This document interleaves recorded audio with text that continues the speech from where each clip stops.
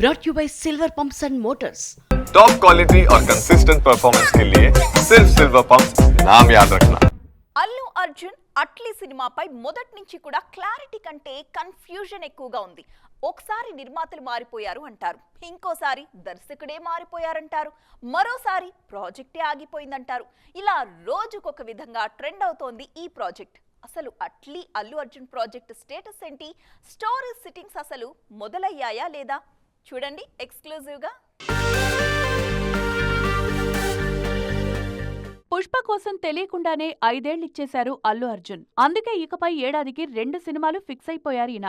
అలా కుదరకపోతే కనీసం ఒక్కటైనా రిలీజ్ చేస్తానని ఫ్యాన్స్ కి మాటిచ్చారు అల్లు అర్జున్. అలాగని కథ విషయంలో తగ్గేదేలే అంటున్నారు. అందుకే స్టోరీ సిట్టింగ్స్ లో తానే కూర్చుంటున్నారు ఐకాన్ స్టార్. త్రివిక్రమ్ సినిమాకు కాస్త గ్యాప్ ఇచ్చి అట్లీ సినిమాను ముందుకు తీసుకొచ్చారు బన్నీ. ప్రస్తుతం ఈ చిత్ర స్టోరీ సిట్టింగ్స్ దుబాయ్ లో జరుగుతున్నాయి. అల్లు అర్జున్ కూడా కొన్ని రోజులుగా అక్కడే ఉన్నారు. సన్ పిక్చర్స్ ఈ సినిమాను భారీ బడ్జెట్ తో ప్లాన్ చేస్తున్నారు.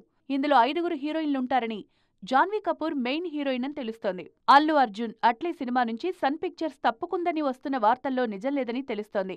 ఈ ప్రాజెక్ట్ ఇంకా వాళ్ల చేతుల్లోనే ఉంది. అన్నీ కుదిరితే మే నుంచే ఈ చిత్రం సెట్స్ పైకొచ్చే అవకాశం ఉంది.